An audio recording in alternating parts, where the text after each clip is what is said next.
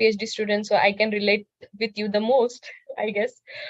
And then, yeah, you can go ahead with that. Yes, thank you so much for that introduction. And thanks to Anna for giving me this opportunity today to talk about the intersections of anti-caste movement with Indian classical music. Um, yeah, I'm Aatika. I'm currently a PhD student at the School of Arts and Aesthetics in Jawaharlal Nehru University. And I'm supposed to join Stanford University this September for my PhD. My doctoral theme there will be the intersection of art history with the anti-caste movement, where I look at the amalgamation of law, iconography, and anti-caste episteme, and analyze the desecration of Ambedkar's statue in North India in the time of post-colonial modernity.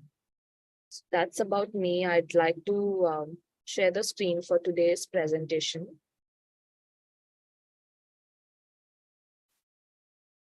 Is it visible? Yes, it's visible. Thanks.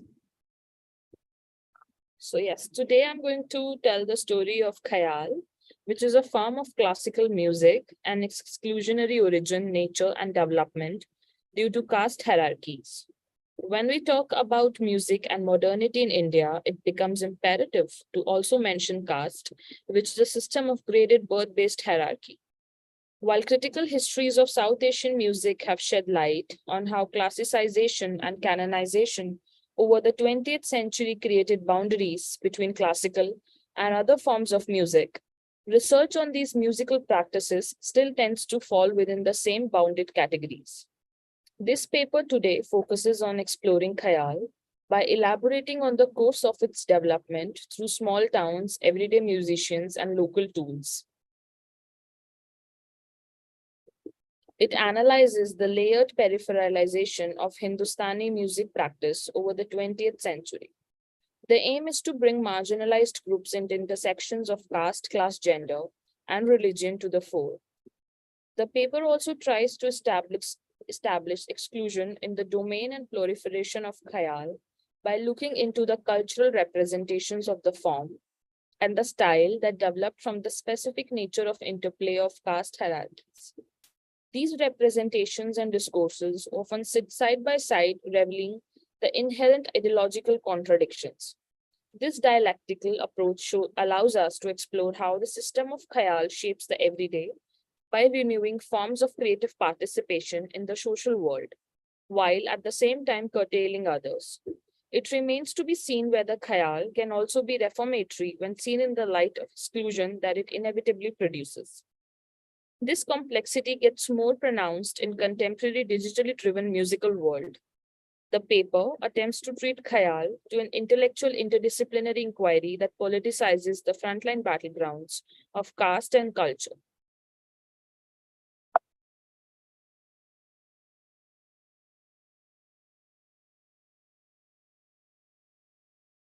Yes. Music as a system is deeply implicated in issues of culture, aesthetics, and ethics, especially in South Asia.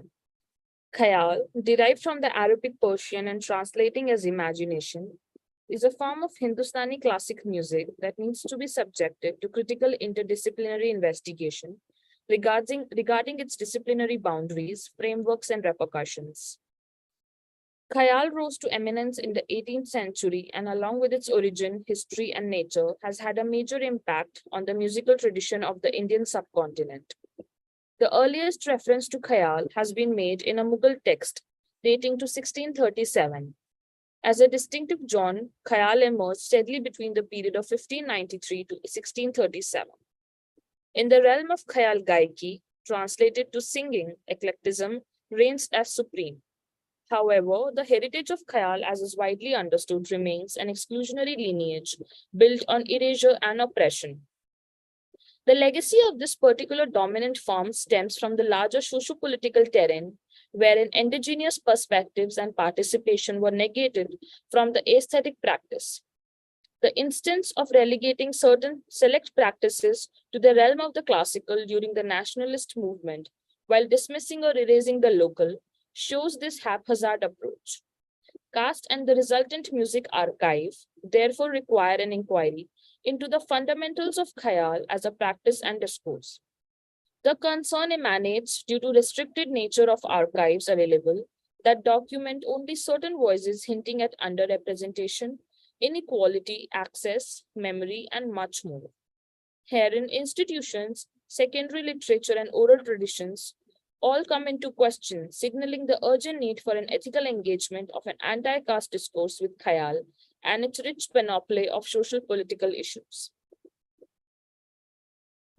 The contemporary specifications of the genre of Khayal, as well as its repertoire, beg the question of an inclusive practice and pedagogy.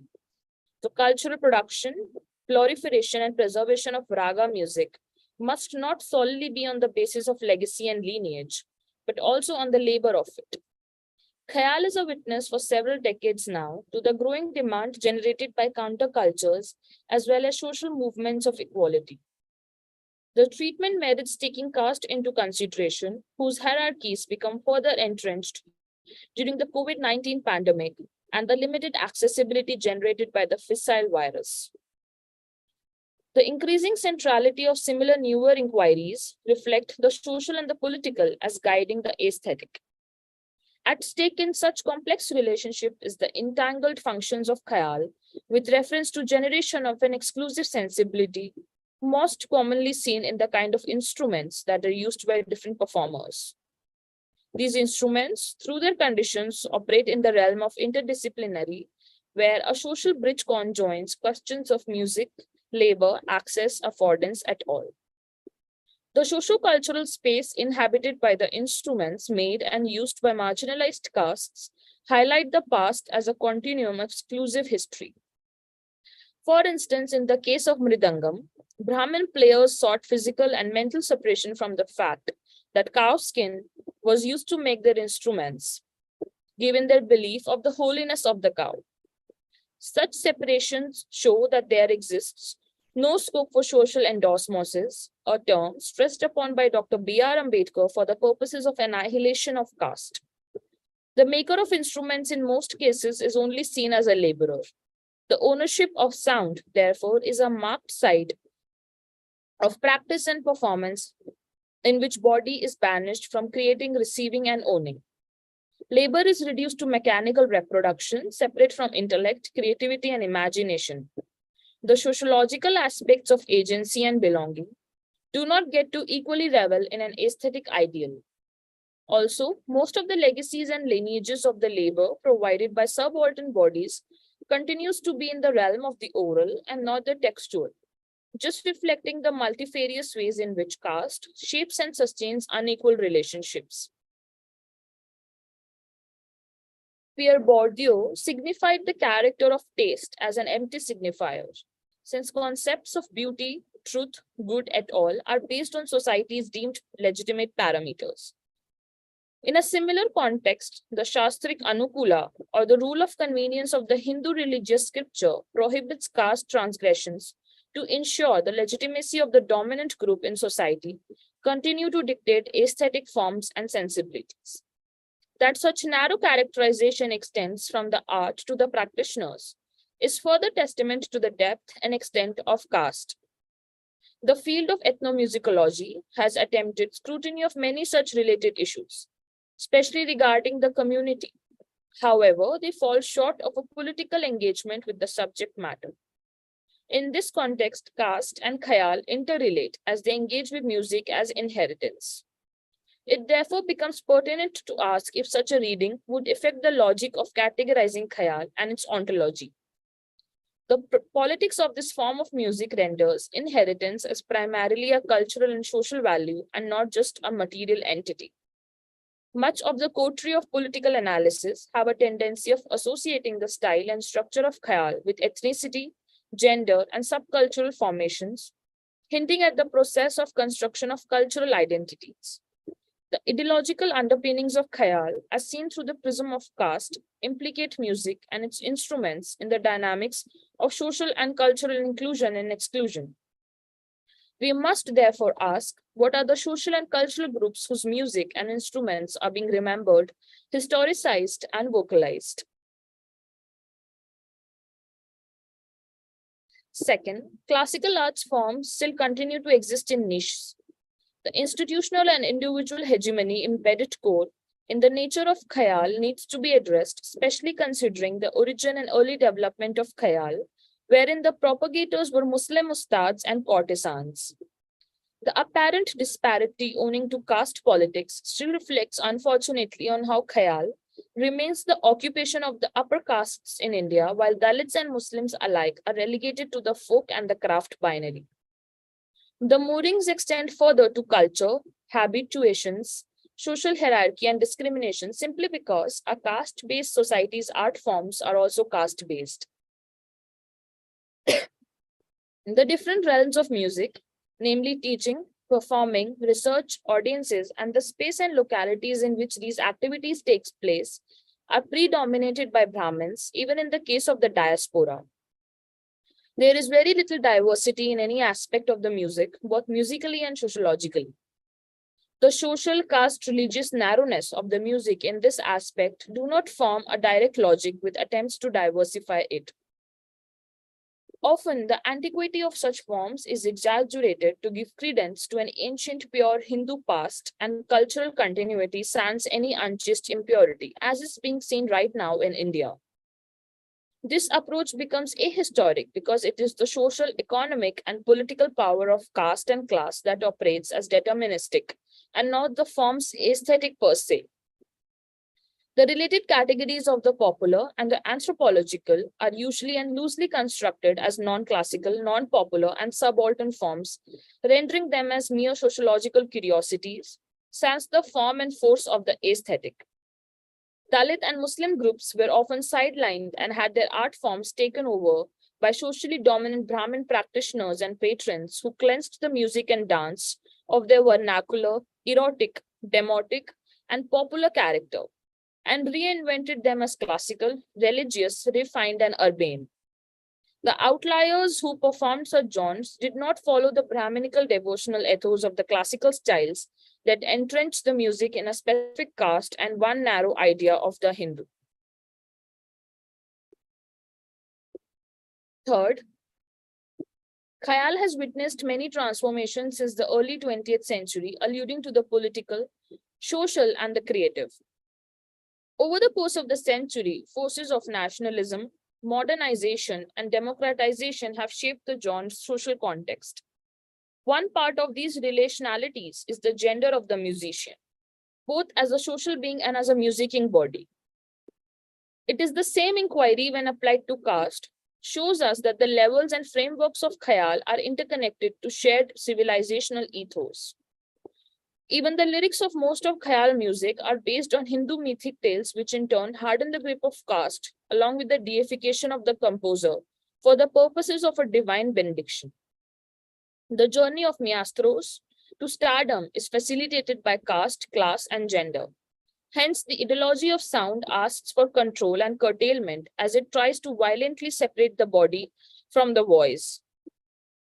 Cultural politics, when it comes to music, especially Khayal, sees seldom collaboration with ethical issues governing communities. Such a practice renders the renditions formulaic and not inventive, transmuting the community to a consumer. Music making, performance, and listening habits seen together as the doctrinaire of Khayal all become ephemeral as caste denies an egalitarian episteme. Khayal too becomes a passion of elite urban Brahmin men, whether as connoisseurs, composers, singers, or listeners. Khayal, therefore, can be seen as a microcosm of society, reflecting and even amplifying its birth-based ascriptive caste inequalities. To conclude, the elemental self of Khayal developed from an origin that was diverse, uncoordinated, and had long periods of constant assimilation and sustained development. The earliest conceptions of Khayal therefore encompass more than just regional genres, hinting at its non-linear and complex, yet inclusive trajectory.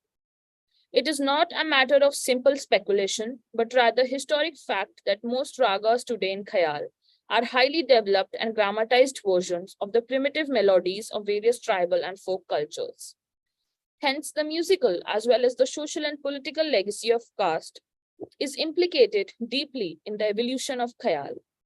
This inquiry must instead be seen as an attempt to render the quest, arguments, and struggle of anti caste performers and practitioners as necessary elements in the pedagogy and pleasure of Khayal.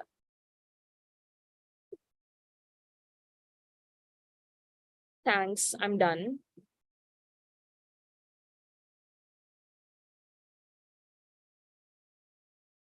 Thank you, Aatika. Are you open to questions? Yes, of course. If does anybody have any question, you can go ahead and ask. Hello. Hello. Yeah, we can hear you. Yeah. Okay. Thank you very much. I was thinking that if you could have given examples as you went on, it would have been much more interesting. And you know, even now, since you have time, you could give some examples and then amplify on whatever you said. Thank you. Yes, so this is only a preliminary inquiry, and this comes out of one of my assignments that I'd written for music and modernity course that I'd taken at the School of Arts and Aesthetics. But it does make sense to me to incorporate instances in this. But what happens is that most of the work that's done on especially musical instruments, where this inquiry is headed, is also being done by people from the oppressive communities, and I shy away from giving them the space, at least in my written material. One of the major works that is often quoted in this regard is this book uh, by the by that Tamil musician. I'm forgetting his name. It'll just come to me in a minute, and I'll put that in the chat box.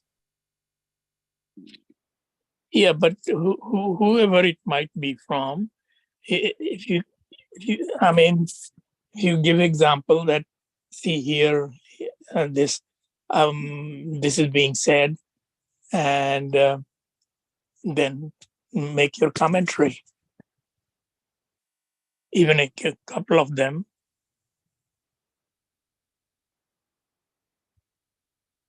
Thank you.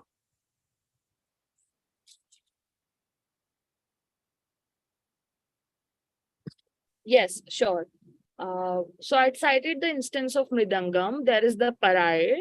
And in the North Indian context, there are other musical instruments that are often made from cow skin and also goat skin in most cases, that are relegated to the category of the untouchable musical instruments. And apart from these major divisions, the pedagogy is also inflicted by caste hierarchies. And an example is how there are separate institutions for Dalit students and other students.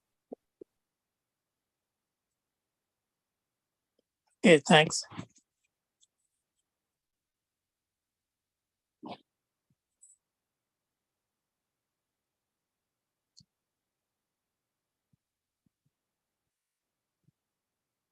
Hello, Atika. This is Vivek, and I have a question related the instruments going back again, since your topic is related to that. So, being India is a very huge country, and there are different caste segments in each state, you can say. So, are there any variations of instruments being used in the different states because of the different customs and the different traditions each state belong carries? Have you come across any different instruments, and can you name up some of those? Yes, different states and also different communities have very different musical instruments. And it is not just a variation in one musical instrument, it could also be a variation in one musical instrument through the repercussion style. It could either be a percussion instrument or it could be a string instrument, and the way it's being used could also be very different. So these are very like niche areas which this paper doesn't cover, but yes, I did come across variations in the musical instruments. And how it has this significance when you are like I think it also appeared to be comparative studies that you are doing, the oppressor and the oppressed. How what type of significance and the impact the community has, and is there any that limitations that the backward community is having to it become like mainstream music? No, I wouldn't necessarily classify anything as mainstream music, because it's nothing is watertight in my opinion as non-mainstream or mainstream. But through the decades, and this is like a question that encapsulates millions of years of history in its form. Any marginalized community has had developed, especially if it's an artisanal community, it has developed a very specific kind of music from which mainstream music has also borrowed and developed and evolved. And so is the case with Khayal, as the paper was pointing to. And I wouldn't necessarily want to make a binary distinction here but between different forms of music, because it's a very intermingled, complicated terrain of musical narrations, especially in the South Asian subcontinent, where not just communities but also intra-borders communities have had a shared musical heritage, especially if you see how music proliferates in the case of nomadic tribes who travel between borders. um, but there are other factors that make the music, that shape the music to what it is, and these could range from impoverishment to a lack of resources to familiarity with animal skin to occupational styles, all of those historic caste based factors that have often been spoken about by different people who spend not just in the field of culture but also in the field of political science, anthropology, all of these. Thank you.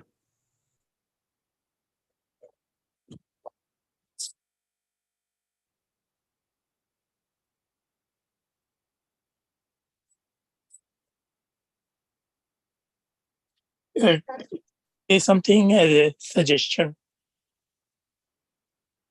Hello. Yes, sir. Yes. I think in the future, if you prepare your presentations with even some examples of, and then make your commentary, that may make it more interesting. That's all that I have to say. Thank you. Bye.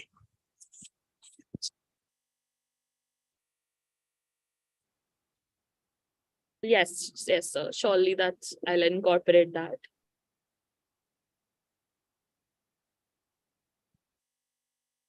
I will go next. This is Chatak Dakne. So thank you, Aatika. It was a good presentation. I have a basic question. Like Khayal is mostly connected with Islamic community, Muslim community. And I was thinking, how did it come to you that you should explore on this topic of Khayal and its connection with Dalit and oppression? How did it thought to you initially, and how do you started to exploring on this topic? Can you put light on it a little bit? Yes, I have a too prolonged answer for this. It's a misnomer to associate it with a particular culture or community. It was definitely propagated by Muslim ustads, but then we must ask who was being taught by these Muslim ustads. And it was also propagated by courtesans, as I'd mentioned. So, who was around these courtesans? Was the culture in India back then, when the word khayal for the first time appears in a Mughal text, only limited to Muslim subjects? Or is the India back then a little loosely constructive narrative that, and the music flows out to other people as well? Are you trying to say something? All right. That's one part of it. And the second part is uh, that over the time, a lot of anti-caste Dalit interventions have happened where performers have not just owned up to this music, but also made it a commodity in the sense the music is not just sung, but it is accompanied by instruments. And who were the people who made these instruments is the point that I keep on stressing again and again, because you make that instrument, but then how is it possible that the instrument is played solely by somebody else throughout the centuries? And the person who knows how to make the instrument knows how the sound is supposed to be, one key off here and there, and it's his responsibility or her responsibility. Uh, but then we associate the music with somebody else who's just solely playing it and not knowing anything about it and its preconceptions or its pre-materiality form. So yes, I think it should be and it must be. Even this is a very basic preliminary engagement, because I majorly am a visual arts person. I don't necessarily do inquiries in the field of theater and performance, which this paper is about.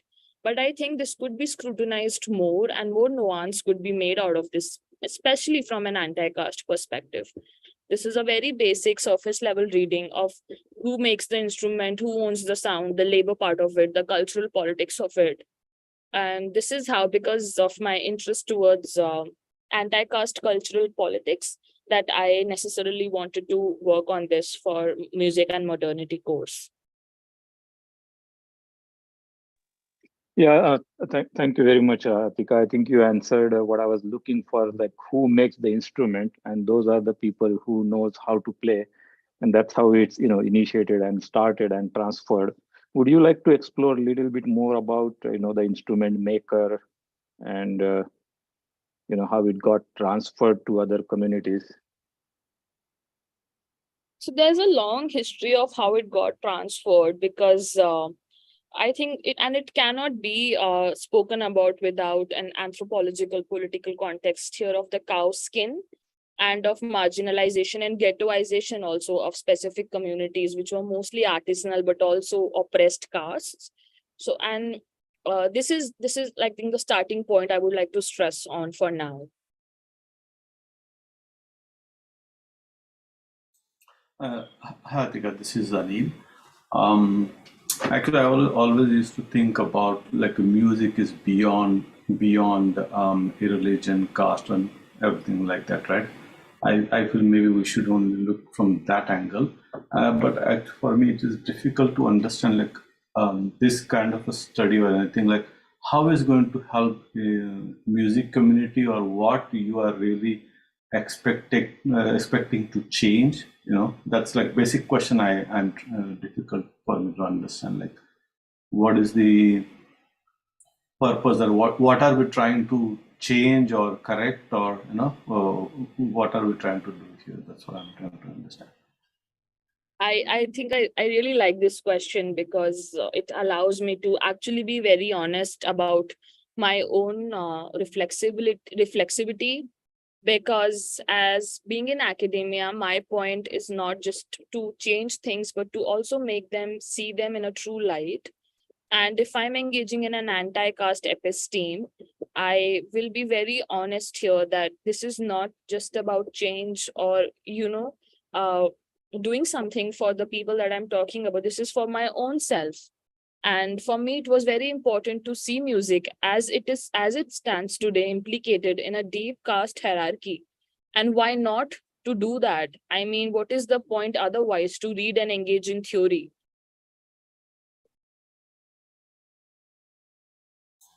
Yeah, I do understand, but the thing is, isn't like our communities see everything from one angle. Like, I mean, that's what I've always thinking. Like, why can't we be a human being and just see into from a simple view rather than seeing everything from the caste angle?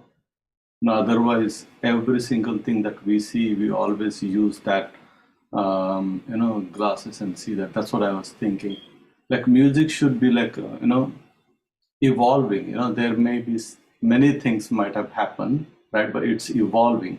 And today, nobody's stopping you from singing. Nobody's So stopping you you playing. might think that nobody is stopping people, but if you were to like see the other side of it, if you were to try to see the other side of it, there are, I guess, many factors that actually stop a person from doing whatever they want, not just in the case of music and not just in the case of caste. It's also gender. So I think it's always necessary and important to talk about these things and see material formations around us from the lens of caste, gender, and other divisions that divide us.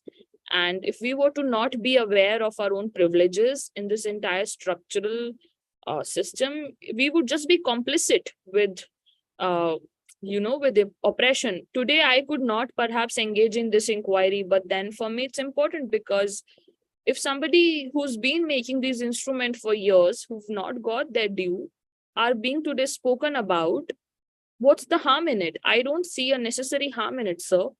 And if this I were to apply what you're saying to anything else, we wouldn't be here today, right? Yeah, but like for example, right? I like music and I actually play some instrument, and I found beauty in different kinds of music, not only Hindustani classical, any kind of a music, right? But and that is evolved over a period of time. Like I mean, there is a beauty in differences also. Like I'm not saying like the way females sings or like the way male sings, like the way different type of music, there's a beauty in it. So like I'm still it's difficult for me to understand like So um I guess, does a anti-caste reading spoil the beauty of the music? For me, it doesn't. It just makes me more aware of where the music and the instruments are coming from.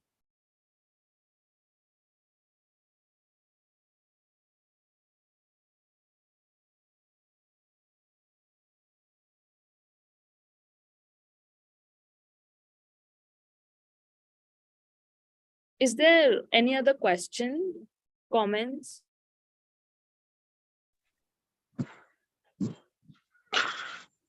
Can you put one question? Yes, sir, please. Instead of student, can the after student and getting job, we can raise the voice because students struggle. But once you don't get a job, then lot of suffering comes. So it is better to focus on study and after that movement.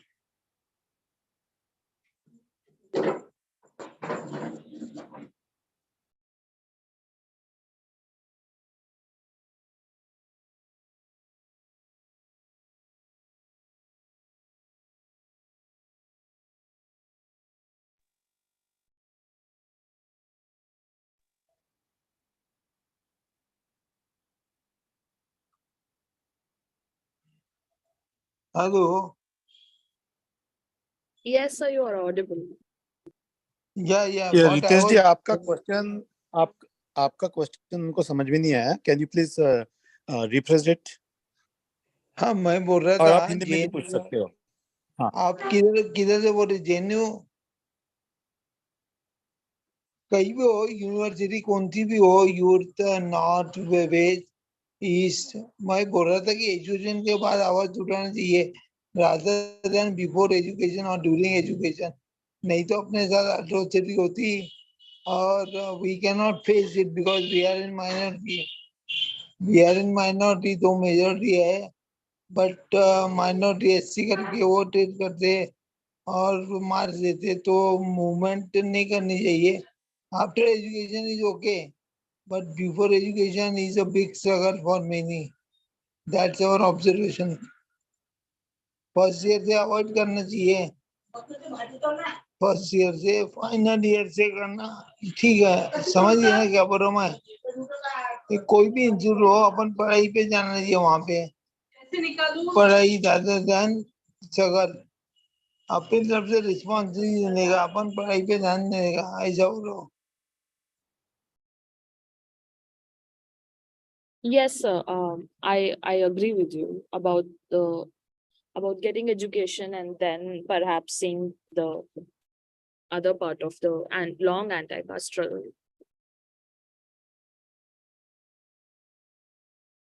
Yes, thank you, thank you.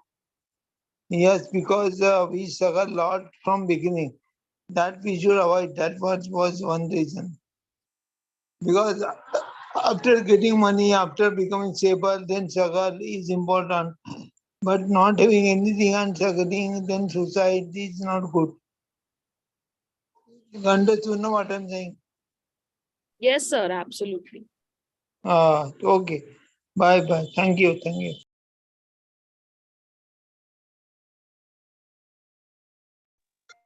So, Uh, may I ask a question, Ankita? May I ask a question? Yeah, sure. Yes. Okay. Hi, Atika. Thank you so much. Your presentation is wonderful. I just wanted to ask you for this presentation and for this study project, did you have any groundwork? Like, did you go and talk to some people in the community, got their feedback, and what their perception is, and what their thinking process is about all this? Um, so, please shed some light on this. Yes, my ethnography happened partly in Telangana because I was there during the online time of my MA course, and then partly in Delhi, in Shahadra, from where I belong. Now, these two places have a very rich anti caste history, especially if seen from a cultural lens. In Telangana, though it was more well rehearsed, well researched, politicized, and the people that I spoke to from the community were also more aware of. And from there, it was a learning experience for me only because I was simply not aware of a lot of musical terminologies. And it was a learning exercise for me. And not just in the style and the making of the instruments, but in the daily lived experience of the community that make the instruments. That is one thing. And the instruments that they were making were the parai. And I also like saw a lot of ritualistic traditions that they would engage it on a daily basis. And it was very interesting for me to see a very different kind of a music that I'd always was subjected to in North India, because once I was in this wedding in Telangana, and the barat, which is when the groom goes to the wedding venue, they were playing the song of Benazir Bhutto's political party in Pakistan. So Telangana, I mean, that ways is very interesting as a musical terrain. And then in Delhi, I had some experience because I'd grown up in Shahadra and seen cow skin being skinned and leathered into different products. And there were these two lanes where there were many shops that would make and tan the skin in front of you. And in the back of their small houses, they would make these instruments. So I spent like 2 to 3 weeks talking to them. And then later over the phone, we would have conversations when I was writing this. And it was interesting because they would keep on stressing on the labor aspect of it, which often is sidelined when we speak about cultural histories, because then it's majorly a question of the aesthetic and the form of it. Uh, but when these people were to foreground the materiality of it in front of me every day and make me stress upon the labor part, then I understood that it, as they say that, economy is the anvil of everything, so that I couldn't really avoid that in my paper. And of course, it didn't make sense to also do so. So majorly, it was these two communities in Shahadra and in Telangana, in near Warangal. So, thank you so much.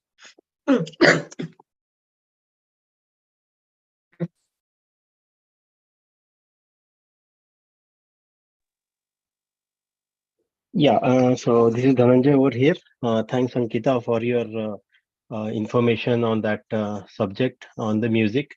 But I think apart from the music, there are a lot of old traditions, like the farmers, workers, uh, the cobblers, and the blacksmiths, right? Who did all their struggles in providing the tools and tools and all those kind of things for the higher castes, so that they could shine on their art. So I think not only the music, but other old forms, the Dalits and the people from the marginalized community help the upper castes to shine in their what you say this um, uh, in their talents. That's I would like to add. Thank you. Of course. I mean, absolutely, because, and this is exactly what I was trying to tell to Mr. Anil also, when he was asking about the point of all of it, because there would be no art form today that would not be implicated in our caste history, and not just an art form, but other systems of, everyday livings that we see around us. And just like a day back, I'd like to share, I was just scrolling through my Instagram, wherein I saw somebody had written this, a very on brown history, which is like this blog uh, on these women from the Wagri community from Gujarat, who would go around selling utensils, kitchenware, in return of old clothes. I mean, Yes. theorization has reached that level where you're summarized, and this was very much a part of my childhood while I was growing up in Shadra. I would see these group of women every day in the neighborhood trying to sell their wares, and they were also discriminated against by us. They were, anyways, very much systemically prone to vulnerability and impoverishment. And slowly, these systems have just vanished from in front of us, making the people more and more prone to systemic marginalization. And there's nothing that we've possibly, and before this erasure totally takes over, I think it's important to really document, as you're saying, because it's not just music, but it's everything that's around us today. Yes, correct. And also, I remember like somebody, Professor Mandal sir, right? He was pointing like some of the dance forms which are very famous today used to be done by only the marginalized community ladies. And once they see the money, the Harkas saw the money in that, and then they started doing it themselves and sidelined the people who originally to the um, contributed to those dance forms.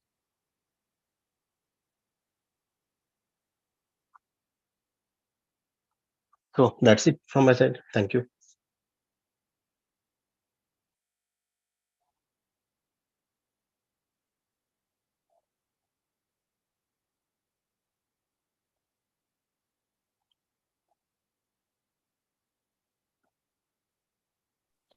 Is I there? wanted to ask, Yes, please. yeah, I wanted to ask one question related to the previous speakers, the guest who was asking. So I see this in your studies.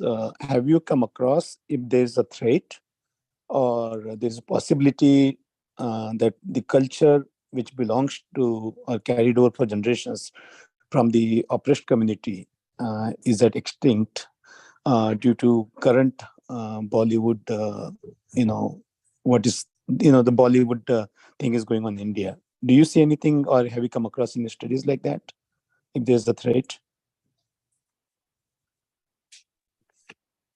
You mean, is Bollywood appropriating any other ethnic indigenous form of culture?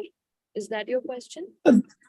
That could be the one, it's like, as Avle said, Bollywood appropriated our culture, so in the current state, is there a threat to extinct the culture which, like, belong to the oppressed community? And have you come across in your study, in the findings while you did the study?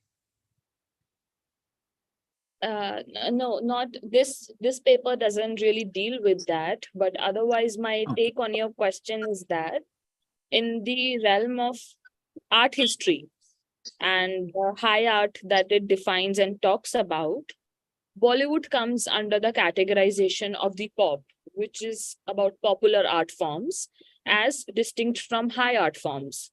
But here also there is a problem because Bollywood for us for centuries has not been the popular art form, but a mainstream art form. that has dominated over many major other cinema industries.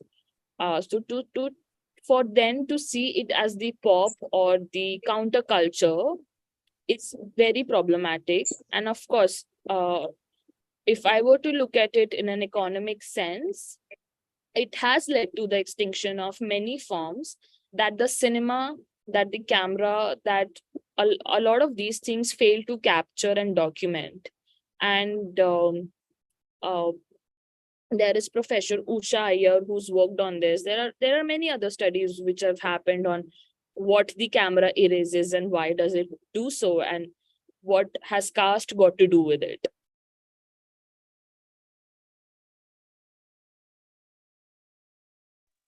Okay, thank you. Ankita, over to you. Thank you, Aatika, for wonderful presentation. We really enjoy it.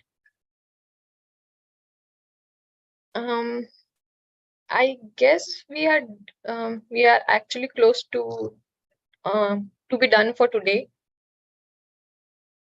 If somebody wants to add something else before saying final byes for today, please go ahead. Ankita, I will just convey Yeah. my thanks to Aatika Singh for accepting the invitation and presenting her topic, Khayal.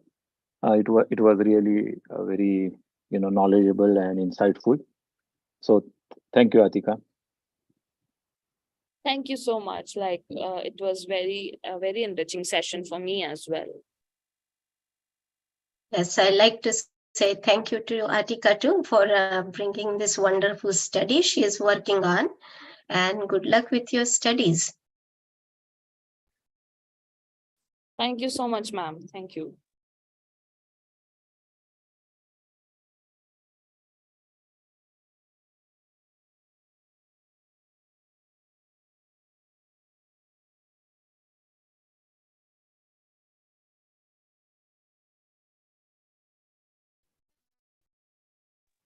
Okay, I think Mahesh has the announcement to make. Mahesh, please go ahead.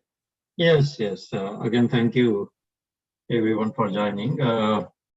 I'm here to announce that there is a Memorial Day retreat that Anna hosts for all the Ambedkar members who are based in USA, Canada.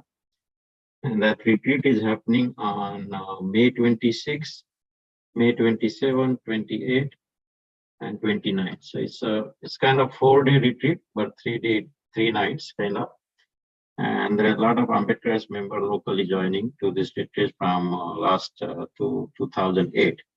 And it's a very successful event carrying on by the Ambedkar Association. So we request all of you to join, and also request if you can spread the message to your family members or whoever nearby. So this year we are meeting at Tiddletown, Virginia area. It's a huge camp, 140-acre camp with a living facility there. It's a camp style living. And we are celebrating 3 events in that gathering. It's Buddha Jayanti, Ambedkar Jayanti, and Mahatma Phule Jayanti. We also having a monk there, Bhante Ananda from Mahabodhi Vihara is joining there, and also Bhante Revata is joining there. So there are, if anyone needs any counseling, spiritual advice, anything, this is the good time because you are staying with them and you can interact with them very closely. So this is a very good event. So all of you, please join and take the advantage of this event because it's just joining. You don't have to prepare anything. All food, everything is being carried out from outside. You come, join, and enjoy the event. Thank you.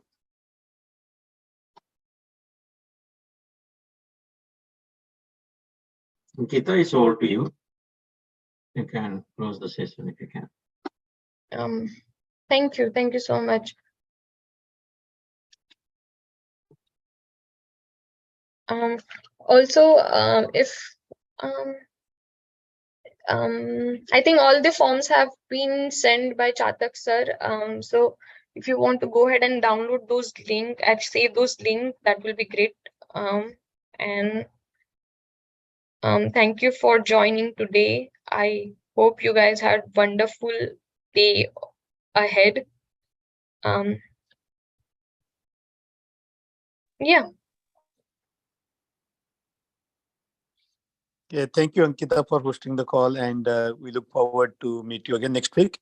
And the audience who is joining today, please look forward to join this Vihara call, which happens every Sunday, 10 a.m. Eastern, 7 PST, 7:30 India time. So please do join again. Thank you. Bye. Thank you. Thank you.